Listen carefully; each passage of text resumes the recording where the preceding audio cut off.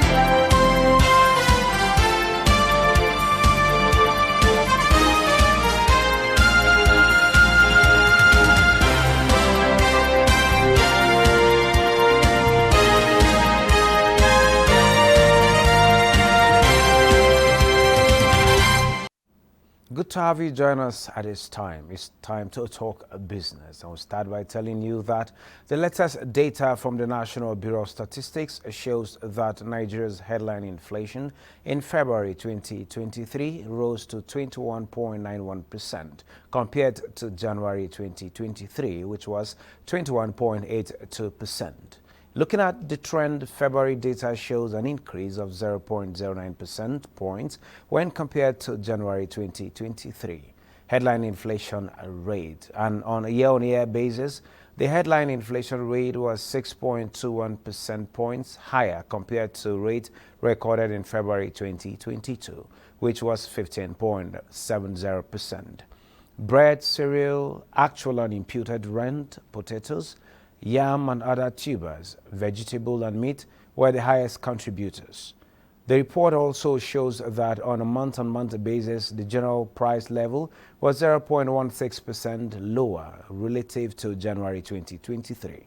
The urban inflation rate was 1.85% in February 2023, 0.13% points lower compared to 1.98% in January 2023. While the rural inflation rate in February 2023 was 21.10% on a year-on-year basis and 1.58% on a month-on-month basis. Now, more Nigerians are accepting the validity of the old 500 and 1,000 naira notes as legal tender till 31st of December 2023. Bosede Abel, who has been following the policy, has an update. There is a new wave of reactions by Nigerians following the CBN circular that the old naira note of 500 and 1,000 naira remains legal tender. Now, this is the present situation at some ATM terminals. After waiting on the queue for hours, Ibrahim Mahmoud is excited that his old 500 naira note was accepted by a beverage seller. I feel happy. I just try and see if she can collect it because I have this before the deadline of CBN. I feel so happy and I'm still praying for more. Anyone they have permit us to use, they should go and bring it out. The announcement has come today. We are sure that maybe by the end of today, the initial resistance towards it will ease off. And then Nigerians are also very interested in the availability. Let it be available. With allegations before now that some banks were disbursing the old naira notes, how acceptable are the notes by traders now that it is official? So if they give me, I can collect as far as they approve it. Okay, well, it's a welcome development. I congratulate government for doing that because we're happy. Since when government announced it, because I hear it by myself from my NTA station, so I started collecting it. It is anticipated that as the days go by, both the old and new redesigned notes will be available for Nigerians to meet their daily financial needs. In Abuja, Bosede Able. And the federal government is finalizing steps towards achieving a framework for halal certification in Nigeria. The framework, which is expected to be approved by the Federal Executive Council before May 2023, is also expected to activate a $7.2 trillion global market. The report. Most food items off the shelf comes with the stamp 100% halal, which means it's safe and permissible for consumption. The global halal market was valued at $7.2 trillion in 2020 and is expected to reach $11.2 trillion by 2028. Thank you very much. The document being presented to the Minister of State Halal Committee contains recommendations to include the need to set up a global standard that will compete with international best practice, establishment of a national regulator for halal in Nigeria, and a fund. We believe that the report has pointed the way forward in the quest to prepare our country to take advantage of the opportunities that exist in the global halal market. Our own would be like a company that deals with the laboratory. We can handle that technical aspects regarding the laboratory, set up the equipment, the training. Having keyed into the African continental market, Mariam Katagum believes Nigeria stands to gain from the market in view of the multiplier effect that will accrue to the economy. I'm optimistic that these recommendations will look at, and these will be able to help us move Nigeria towards making it a hub for halal products, not just in Africa, but around the world. It is expected that the framework receives legislative and executive attention to allow it to come into effect on or before May 2023. Still talking about trade, the federal government and its allies are investing an estimated $618 million in Digital and Creative Enterprises program tagged IDICE. The program is aimed at promoting entrepreneurship and innovation in the digital economy and creative industries. State House correspondent Jide Onifade reports. Let's take a look at the forces behind this program. Now, we have the Islamic Development Bank, we have the African Development Bank Group, we also have the France Development Agency, as well as the Bank of Industry. Innovation, as Vice President Yemi Osinbajo always says, is the pathway to economic growth for Africa, and there must be the strong will and determination to pursue this, especially through the youths. It's now imperative to commence a coordinated approach towards innovation on the continent, bringing together all stakeholders to coordinate efforts at scaling up investments and building programs that provide the right enabling environment and produce talent pipelines that support the growth of innovation on the continent. The initial takeoff for this program is put at $618 million. But we must even do more. Government must provide more support for startups and small businesses, and investors must provide more funding. This is why the Investment in Digital and Creative Enterprises program is important. The support for young Nigerians who are into the digital and creative enterprises is not just starting now. From the onset of this administration, the focus has been on the youth. And as Vice President Yemi Osinbajo often says, the future of the country belongs to the youth, and that future is now. Yes, we gather to launch this initiative, but what we are really launching is more than this initiative. We are launching hope for the youth. We are launching platforms that will enhance the ability and capacity of Nigeria's youth to thrive. We are launching the creation of millions of jobs. We are retooling Nigeria to be more competitive in an increasingly digital world. We are creating hope for a new Nigeria driven by the power of the youth. I pray and I look forward to see this happen because I know a lot of hungry entrepreneurs are really looking forward to this. The program components include enterprise and skills development to equip youths with skills and nurture talent to generate potential startups, build a community of developers, software engineers, designers, and linking them to jobs. Jide Onifade. Our focus on the program is startups, their development and sustenance in Nigeria. And joining me to talk on this subject matter is Obinaya Oruakpa. He is a development economist and business coach. My pleasure. You're welcome to Business Express. Thank you very much. Well, I want to ask, what does it take to start a business in Nigeria? To start a business in Nigeria, like anywhere else, starts from the head. If you can think it, you can start it. And I like to get very rudimentary and primary when I discuss business.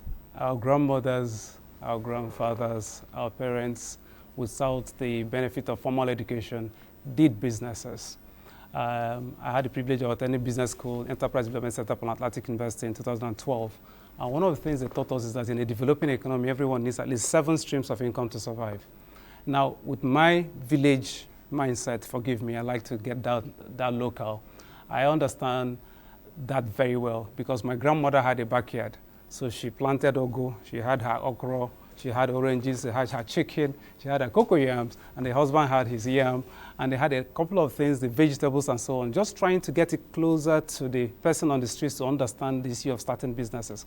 So if my grandmother could leverage that to have what she could give out in the 4 market days in Igbo land, Eke, Orie, Nkwo, Afo, I think I consider her maybe a trader, but she can actually qualify to be an entrepreneur today because if she could think that she could create from what was in her environment, what I call backyard economics, then she actually started a business. And taking it to the modern world, I believe that we can start with what we have.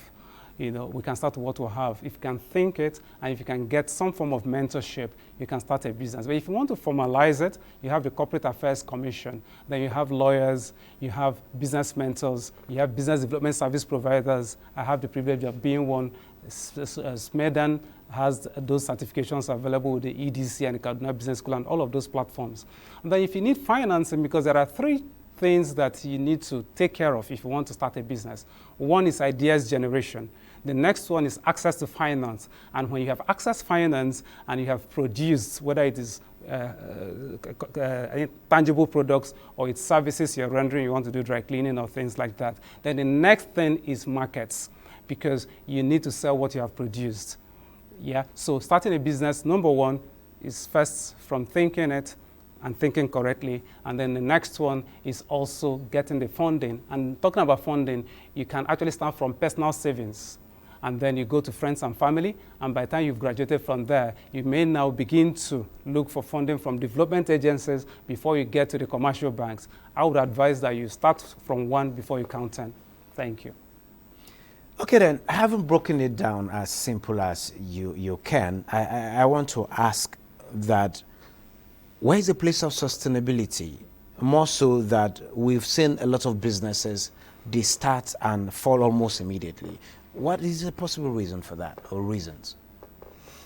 Okay, talking about sustainability, you also need to find out that nothing just happens. Nothing just happens. Nothing just happens. In our environment, we need to understand that there are environmental factors that determine sustainability. In the Nigerian business space, and not just in the Nigerian business space, most MSMEs, micro, small, and medium enterprises, most startups, you have over 50 to 70% of startups die before their 5th birthday. There are certain reasons why that happens. Number 1 is capacity.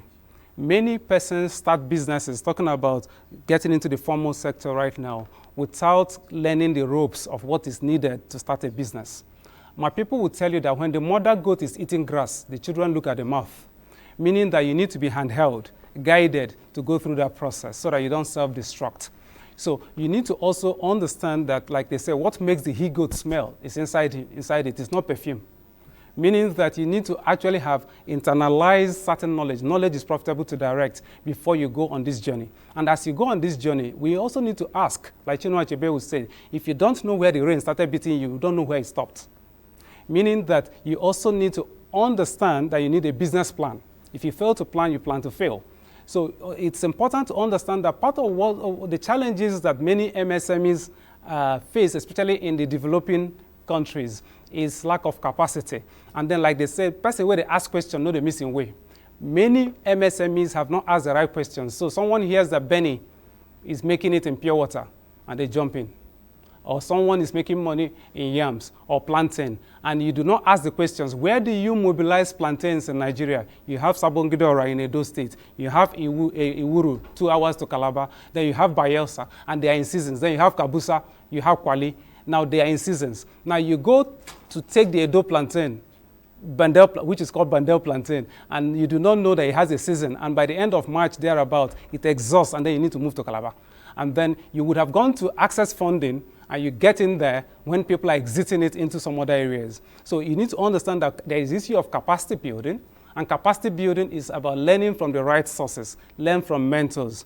The other challenge I've noticed about MSMEs in Nigeria, Africa, and in the developing world is the lack of many of us getting the right mentors.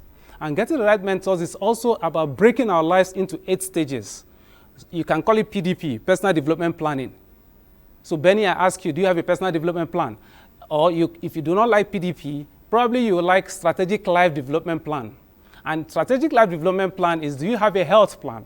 Because when you get into business, it may impact your health. What's your health plan? What would be your blood pressure at the age of 60? Would it be 110/70 or would it be 120/80? The next one is, what is your financial plan? What is your educational plan?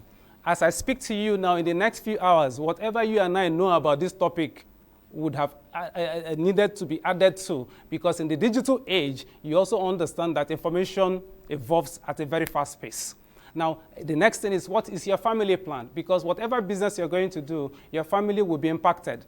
When your wife begins to ask you questions why you stay out too late, meanwhile, you actually believe you're bringing money for the family, then there is issue of balance. There are about 8 stages. Get a mentor and get all the details. Well, that's a great one. But then we have a situation where we're moving digital. Yeah. We have the new Naira redesign.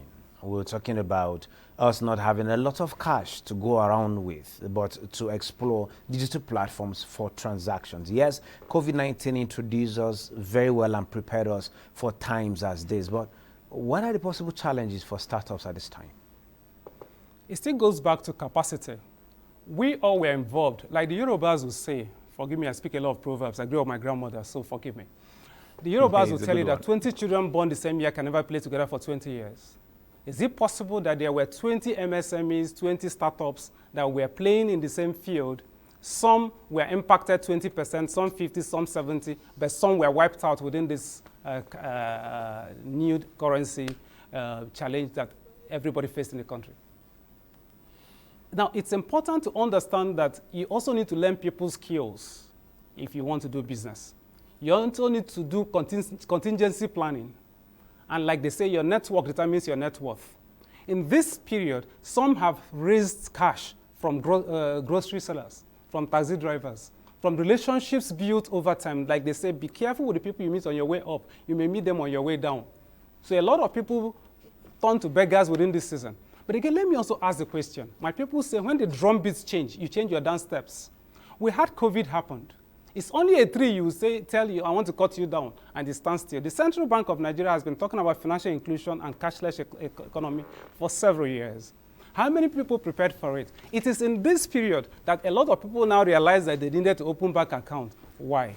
Again, I also wish to ask the question to some of our authority figures. By the time you hear a state governor, and I'll be very bold to say it, when you hear a state governor, for instance, in Kano State that has 44 local government areas, say that about 22 or 24 local government areas in Kano do not have commercial banks. Then the question I want to ask is, where is the opportunity? My people will tell you, bad ground na better ground for native doctor. Any village where people they sick, native doctor get work there. Meaning that those of us who have eyes, are we seeing opportunities in this? Talking about digital economy. The agency banking that many of our commercial banks have been. So does it mean that over years, over 60 years of independence, many of our commercial banks have been running around city centers in Abuja, Lagos, Enugu, Kano, Central, and so on? So it goes both ways. As an individual, you need to protect yourself from situations like this. And this will not be the last challenge you're going to have. You're going to have a few other policies that may impact you negatively if you're a startup, and it can wipe you out in 24 hours. So it's important for our people to understand that you need to know what is happening. My people will tell you, a traveler is wiser than a gray-haired person, meaning that exposure is key. What do we pay attention to? We all hold the phones. Kiyosaki said, if the phone you are carrying does not make you money, throw it away. Where there are young people who do not have physical offices, who transact on Instagram, on Facebook, on different digital platforms. But what I see as a training consultant is that I walk into a room, especially civil servants, with every sense of respect. Forgive me, the Yorubas will tell you that when two siblings walk into a room and come out smiling, they have lied to each other. So let us not lie to ourselves today. A lot of people have become analog, shut out their brains, and believe that this is for children. These digital platforms are not for children. A lot of them are making money on digital platforms. But what have we decided to do? We have decided to stay as it was in the beginning, so it's now ever shall it be a world without end. Amen. No, things are changing. The drum beats are changing, and we need to change. So the dance should also change. Magana Yakari. Thank you so very much, Obinaya Ruakpa, for sharing such deep wisdom talking about starting a business in our present environment and present situation. I think for want of time, we would love to continue this conversation some other time. Thank you for sharing your thoughts. Always a pleasure, Benny. God bless you. Moving on, oil rose almost 1% on Wednesday after hitting a 3-month low in the previous session as a Chinese economic data bolstered hopes for a demand recovery and concern in the wider markets east of a fresh financial crisis. CNBC reports that Brent crude climbed 54 cents to 0.7% to $79.99 a barrel. Then West Texas Intermediate crude futures were $72.09. Let's see prices of other commodities in the market.